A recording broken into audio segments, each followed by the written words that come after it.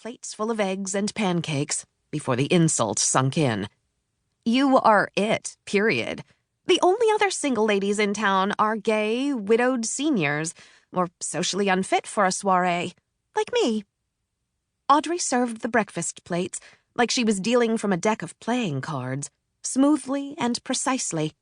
She breezed by me as I pulled on my jacket to leave and added, "You are going to the Alphonse, and that, as they say, is that."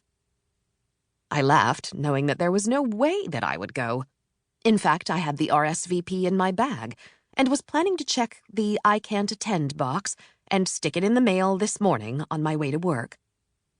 Cowbells clanged when the cafe's door opened, revealing Greenhaven's equivalent to the village idiot, Clyde Lehman.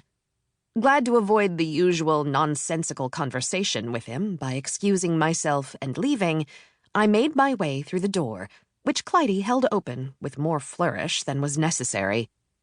Before the door closed behind me, Audrey called out playfully, "And now enters your +1. Plus what? I heard Clyde ask while I quickly made my way down Main Street as the sounds and smells of the cafe dulled to nothing.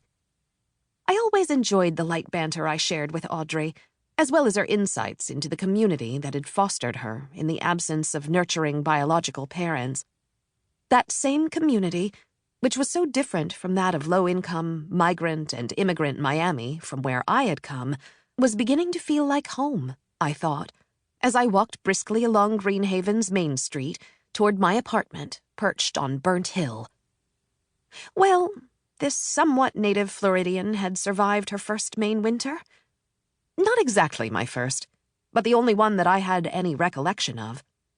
I had left Maine at the age of 5 in an old station wagon with my mother at the helm and my infant brother Wally in the back seat with me. Stopping only for fuel and cat naps, we ran out of road and money in Miami, where we set the anchor. I suppose most people would consider my childhood a little rough, or unorthodox at the very least. But one thing's for sure, it was indeed mine. And I had come to realize that my childhood was one of the very few things that I truly possessed, and that could never be lost or taken away. In my early teens, I am embarrassed to admit, I was envious of my brother's Down syndrome. Wally's affliction seemed more a blessing than what I had been dealt. Nothing special, no great beauty or intellect, no God-given talent, no charm or sex appeal, no reason to be noticed. Plain Jane. Jane Bunker. Milquetoast. Uninteresting. Except, I reminded myself as I started up the hill, in my career. There had been no lack of luster on the job. I had clawed my way to the top grade of detective in crime-ridden, drug-laden Miami in the days when women were addressed mostly as Mrs., Mom, or both. My life at work was far from boring. My career eventually defined me. Detective Jane Bunker became feared by the outlaws who smuggled drugs onto the shores of my territory, so ripe for such activity with mangrove swamps and Everglades. Thankfully, law enforcement is a career that translates well geographically.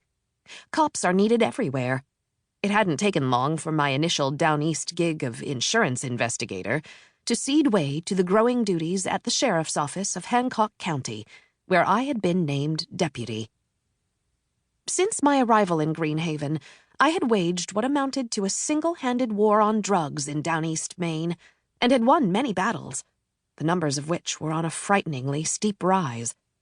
I had made busts up and down the supply chain, knowing that each time I severed a link, it interrupted flow. Interrupted flow saved lives. I had also managed to investigate 3 non-drug-related murder cases, all of which ended in lengthy prison sentences for the convicted. Not that prison equals justice for all victims and families, but it is the best we can do, short of practicing eye for an eye. Not that I always oppose it, which I suspect was a standard mode of operation prior to my presence.